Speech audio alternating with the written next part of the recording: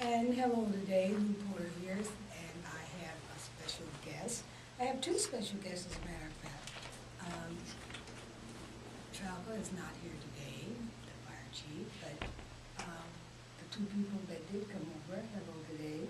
Good morning. Good morning. It's good to see both of you. Nice to see you again, Lou. You're both filling in, so since that's true, I'm going to let you go first. And take time to spend a couple of minutes, if you would, about what you do and how long you've been doing what you do. Okay. Okay. Yeah, sure. Well, Oh, you're right. all right. Just had to get the mic over. That's right. Yeah, well, Pat Treeler, Chief of Fire Services, and I've been the Chief for Waterloo Fire Rescue now for 3 years. Okay. And I've been with the department since 1997. Wow. And come up through the ranks and have done various positions throughout the years, including Community Services Coordinator for 3 years, which I really enjoyed. And in fact, had the privilege to come out to your home and put a few detectors in there and do an inspection of your home. So we're quite proud of our community services outreach within the department. And one thing about Waterloo Fire Rescue that maybe some of your listeners don't know, but we do run the 911 ambulance for the city of Waterloo. I didn't know that. So if an ambulance comes, you call 911, it's going to be Waterloo Fire Rescue. Okay. And we run all paramedics on our ambulances. And a couple of the other services that we provide, not only our community but surrounding communities, is that we have a hazardous materials response team. Oh, yes. Which is very important when there's a toxic type of incident or spill. We serve Blackhawk County, obviously, but then we also have, we serve 10 surrounding counties with that hazardous materials team. Yeah. So that's another service that Waterloo Fire Rescue provides. Has that had to be brought into the service? Do we have those kind of things that happen? Fortunately, we have very limited calls throughout the year, but when they do occur, they're generally fairly long, labor intensive, and our team fairly recently had one up in Bremer County that was a fairly long event. It was a chemical spill. Wow. In regards to that hazmat, and in relation to that, we also have a technical rescue team that will do confined space rescues. They're trained in that, as well as trench collapse and trench rescue. So the team is specialized. Example, somebody falls into a hole or a car goes down into the Well, say if there's a construction worker that's in a trench and there's some type of collapse, then we would call in our technical rescue team. A few years ago, I had a worker fall in a water tower that was inside doing some work in there, and that called upon a special type of rescue using ropes and pulleys and that sort of thing. So yeah, we're here for fires, there's no doubt about that, but there's a lot more that we do. And how long did you say you've been with the fire? I'm in my 18th year, and 18th year. yeah, 3rd year as the chief. Wow. How did all that get started? Where, are you from here? No, actually, I grew up and went to college in Canada, in Manitoba, just outside the Winnipeg area. And I was born in the States, so I view as citizenship, and my wife and I decided to move in 1997. Okay, all right. Well, you know, our fire department has unlimited admiration for children. They love, there's just something about it, you know. Even I will stand and look if your truck is going by. So kids still have the, you know, so many things have been taken away from children these days. You have to be so careful, you have to watch them and all that. And of course, when we were growing up, or when I was growing up anyway, you would run out, you'd stand on the sidewalk, you know, and you'd wave to the firemen, you know, and all of that. Those are days gone by. You know, they're very fond memories, though. And we don't have, because the world we live in, it's like you can't let your kids go out in the yard by themselves anymore. You know, things like that. That the young generation has no concept of how we grew up. And sometimes it's we're in a different, like a different time zone or something. Yeah. Whose kids are these, you know, acting like this, or whatever happened. But when you speak of, in spite of everything, would you recommend to young people that to get involved, to become a fireman? Would that be something you would recommend? Oh, absolutely. Okay. We would encourage, you know, especially Waterloo kids. A lot of times we try to hire the best employee no matter where they come from. But if we could hire local, that's even better for us. They've got deep roots and ties with the community. And what we're looking for in a new hire would be some fire training. So there's a firefighter 1 or a firefighter 2 certification. And a big thing for us is, because we run the 911 ambulance service, is to have some emergency medical training. Oh. So whether it be an emergency, an EMTB, or a paramedic level would be even better. So most of our new hires right now, we're trying to hire paramedics. So they come on the job already trained, and then we give them 5-6 weeks of training, and then we throw them with a mentor, and they start shift right away. Okay. Young man, let us hear from you. Introduce yourself. I'm Lieutenant Bill Beck. I've been with Waterloo Fire for 1 month shy of 10 years. Oh, so wow. Coming on a milestone. Oh, my goodness. I grew up on a farm about 75 miles north of here near the town of Cresco, which, unless you've been to Cresco, you've probably never heard of.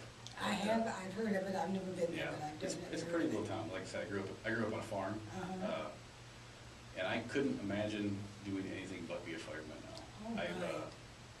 I've worked other jobs. I used to work construction. I used to work in a trailer factory, and there's not a job better than this one. I graduated from University of Northern Iowa back in 1996 with a degree in being a park ranger. Got to do a little bit of that, but Wow. I can't imagine doing anything but this job. I can't say enough about how rewarding it is. You know, you mentioned a little bit ago about the kids being able to wave. One of my favorite things to do is to be able to go to the schools, especially during October for Fire Prevention Month, They love it. and showing the fire truck to the kids. Yeah. My wife is a principal at one of the schools here in town. Wonderful. Which school? She's going to be starting at Blessed Sacrament. All right. She was a teacher at St. Edward's before. Yes. Now she's going to go to Blessed Sacrament. It's an awesome chance to get to show the kids the truck, and you can see that gleam in their eyes. I was going to say, don't you just see them just light up, you Yeah. know, with this big truck, and do they get to actually board those trucks at any time? We'll let them hop in it and look around. And come back out? Yeah, and hop back out. Once in a while, we can let them, shoot water out of one of the fire hoses, and they think that's just a blast. Yeah. Before I was a lieutenant, I was on the ambulance, the 331, which is the ambulance on the east side of town. And that was a tremendous experience to be able to do something like that, and all the things I learned. Leadership abilities to certainly first aid. I became a paramedic thanks to Waterloo Fire Rescue. I continue to be a paramedic. I can't say enough on how great this job is. And I'd say that whether the chief was sitting beside me or not. Well, I agree with you there, Bill. I think it's one of the best careers to get into, and especially if you enjoy working in a team environment. We're all about working as a team. I mean, we don't go out like PD, for example. They might just go out with one guy in a car, one police officer in a car. We're always together. We're running as a team, and we work as a team. So, not to say that PD doesn't have a lot of teamwork, but we're certainly a little different in the aspect where we work 24-hour shifts, and so you're. I was going to ask you about that. So you're with the crew all day long. Okay. And you eat together, and there's some downtime. You might even get to hit the bed once in a while too. Yeah, So. yeah. Well, I am still fascinated at my age, which is 79. I'm still fascinated by the fire trucks. I'm like a kid. And I think for me, it just means so much that's about the only thing that we have left that hasn't been corrupted in some way or another, as far as children's little vision. They have their own, and they should not be denied those things. And so I think that it's wonderful that you still allow them to be involved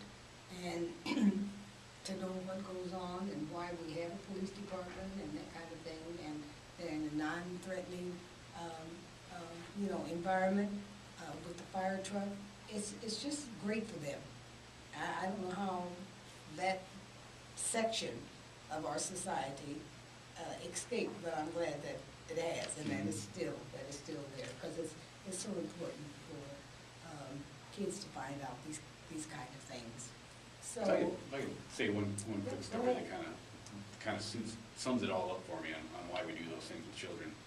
I taught a fire prevention class, or showed the fire trucks to the kids at school, and we talked about having 2 ways out of your home in case of a fire.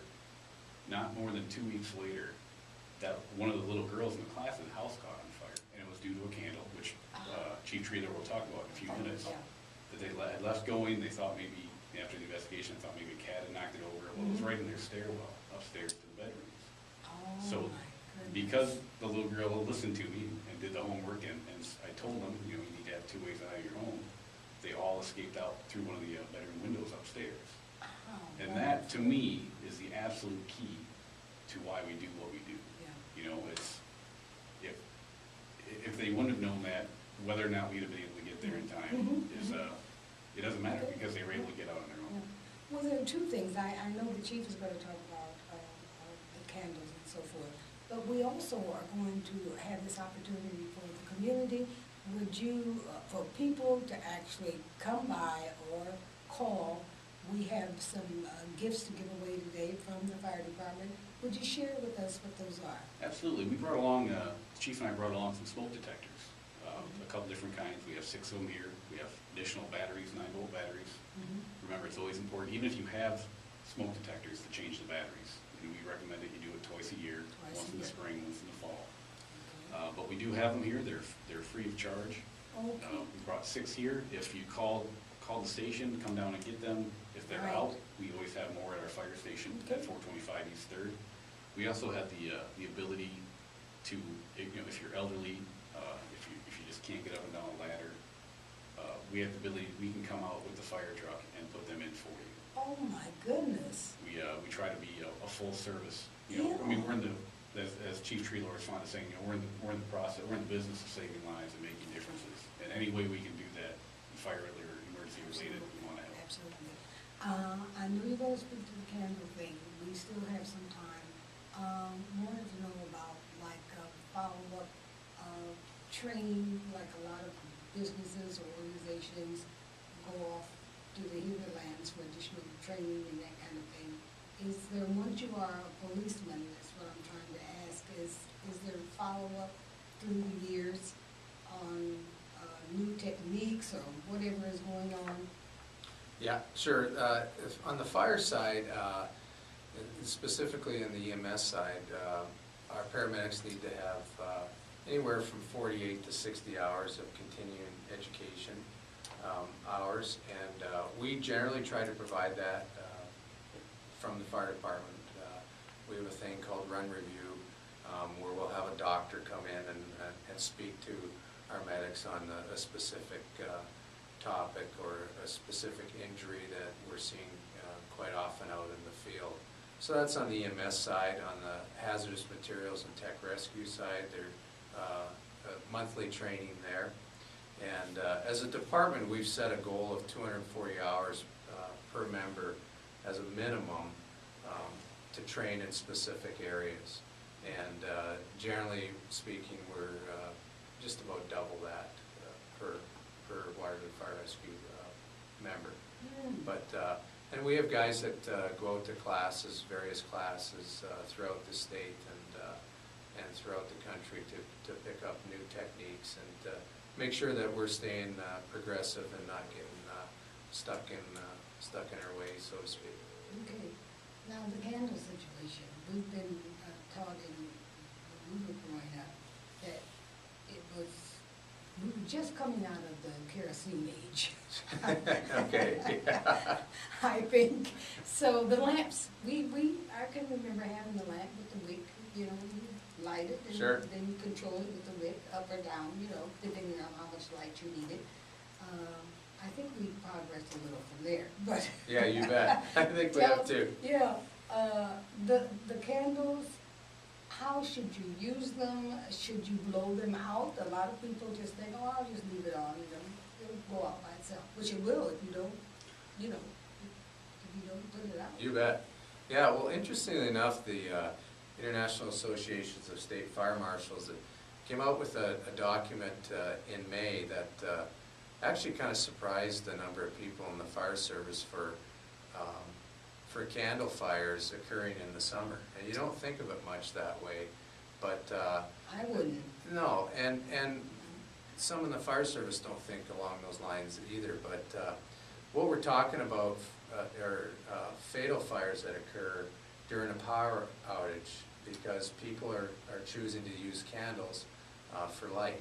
Mm-hmm. And we understand that, although we feel that a flashlight, battery-powered flashlight or battery-powered lamp is certainly safer than a candle, there are a few things that you can do to be safe when using a candle. Mm.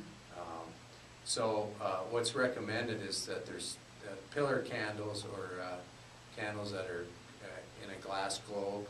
Those are basically the safer ones as opposed to the tall, skinny ones.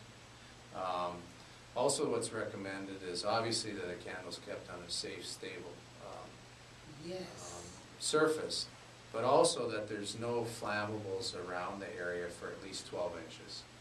And so if the power does go out, if you got a candle on a corner table, you got to make sure that within a foot around it there's no flammables. So there's no curtains, there's no papers. And whenever a candle is going in the home, we suggest that it be attended.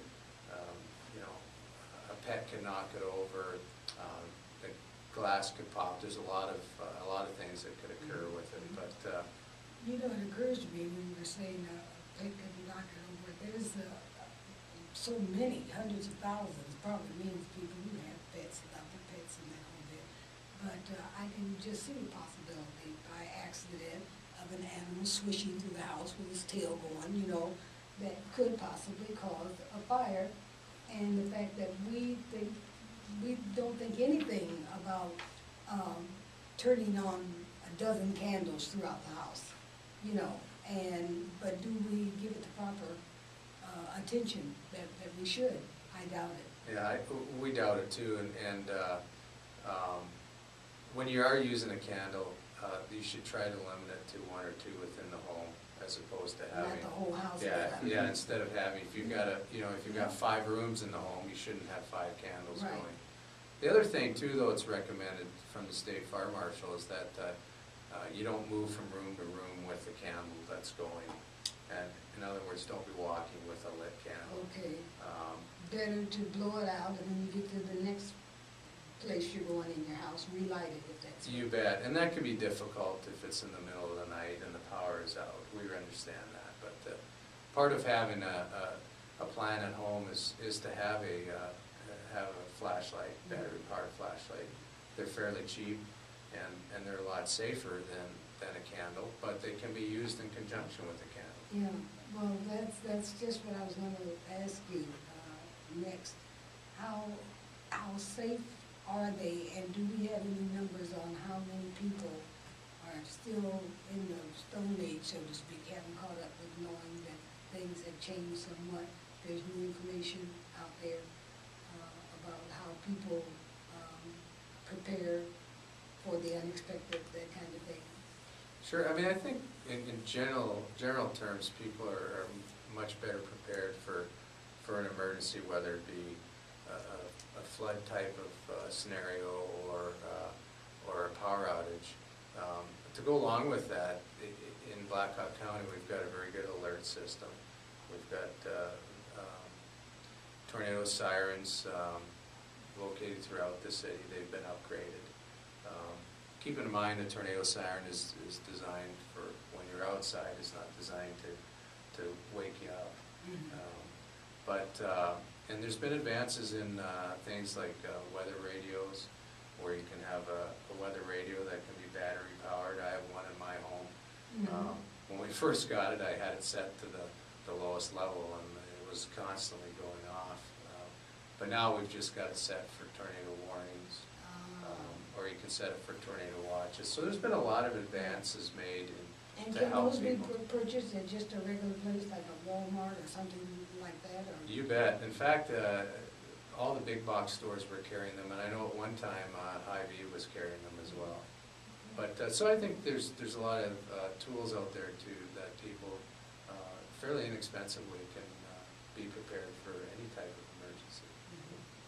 You know, I think we were talking about the opportunities that kids have to see the trucks and all that. I wonder if it would be good to invite parents as well to come to the fire station. I'm thinking like these kids are whatever their age is now. The more exposure maybe will pick up on kids saying, I want to be a fireman. That's what I want. We see that a lot with tours at the fire stations, you know, because the kids obviously don't come on their own, you know, we need adult supervision with them as well.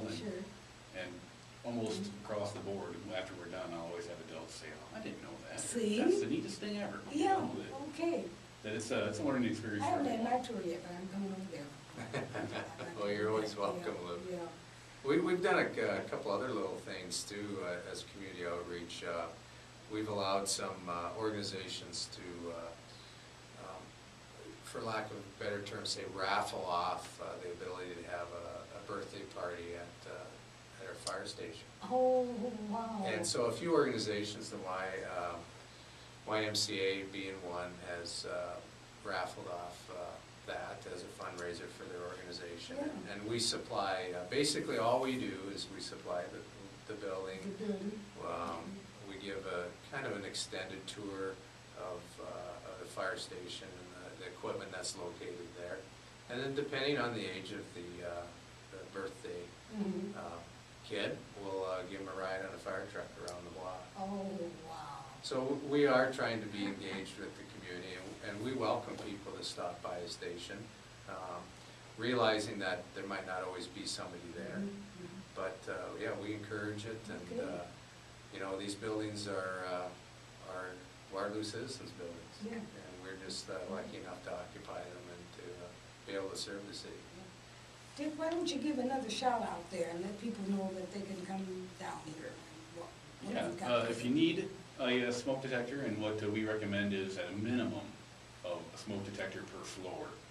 You know, ideally you want them by the bedrooms, normally away from the kitchen, just for the fact that, especially if I'm cooking, there's a good chance they might go off. But we brought 6 down here to the station, along with additional batteries. So even if you just need some batteries for them, we have those as well. If they run out, you can always contact us at the main headquarters, where we'll have additional ones. Okay. We're here to serve. 918 Newell Street, right here in the heart of Waterloo, KBBG, and you just heard that invitation from one of our firemen who is here today. And the chief is here also. And we just want to say that we're sure that there's some things that people learned today that they didn't know before. Is there anything in particular that people don't do more than anything else that could put you in danger or your family in danger?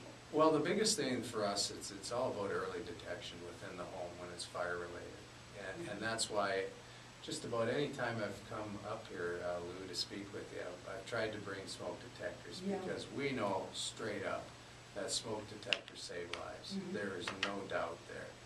And if you have a working smoke detector in your home, you're twice as likely, that's on the low end, you're twice as likely to get out without harm, as opposed to not having one in the home. And sadly, I do believe there are a number of homes in Waterloo that don't have working smoke detectors. Oftentimes, I'll be at the fire scene, and the first one's in, and there won't be a detector going. And those are always the fires that have progressed farther than ones that do have early detection. Okay. Well, certainly, there is a lot that people take for granted. I think we know that. Everything is fine. You know, I haven't had a fire, and we usually think in terms of ourselves unless maybe a neighbor's house catches fire or somebody else that we know. And I think that should move us to then do something different. If you didn't have a fire detector, then you should get one now. It's too bad that it had to be this kind of an incident, you know, that makes you wake up and say, I need to do something different. Right. So, yeah, we don't want to use tragedies to make that happen, but yet still, if you get ahead of the game and you have a fire detector, and today we have detectors right here with us. That's right. And two of our finest here who has been explaining some things to us that we probably didn't know before. So the information has been very good. We want to thank you for all that you do. And if there's anything else. Well, we've got, I got one thing to mention that's kind of exciting for not only the department, but for the city of Waterloo.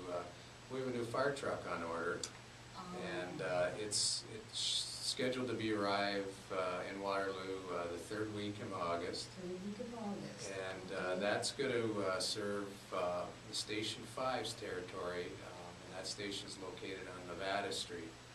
It's got one of our older fire trucks in the city. It's still a great truck that's out there, but it's going to be replaced with this new one, and we hope to have it in service in late September. So that's pretty exciting for us, and it also allows us to serve the community better with a newer truck. And so we're pretty excited about that. I guess so. And What do you do with those older trucks?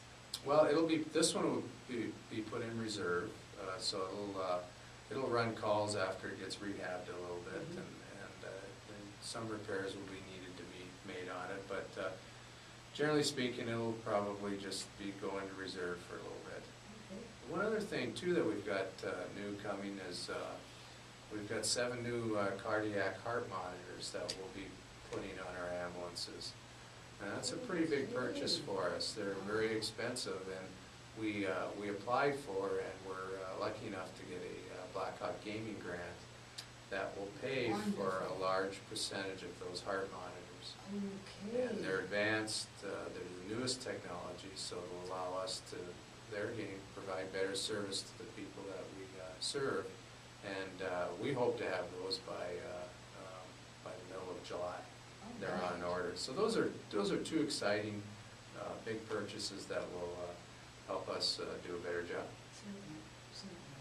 Well, you've been having the opportunity today to speak to 2 fire persons who have been in the fire. You've been how many years? Just shy of 10. Shy of 10. And the chief over here serving with how many? I'm in my 18th year. 18th year. Well, keep up the good work. We're glad that you could be with us today. Don't forget we have those fire detectors here at KBBG 918 Middle Street, right here in the heart of Waterloo. Thank you for coming. Well, thanks Thank for you. having us. All right, it's good to see you. Yeah, it's great seeing you again, Lou. All right.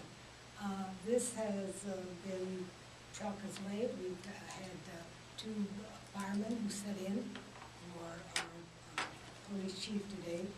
Thank you. We invite you to come again. Okay. Great. A lot of stuff, I think, Thank that you. people don't hear about every day, you know. Yeah. I think we kind of in the back of our head, but it usually takes a fire to, oh my God, you know. And so anytime you can give out this kind of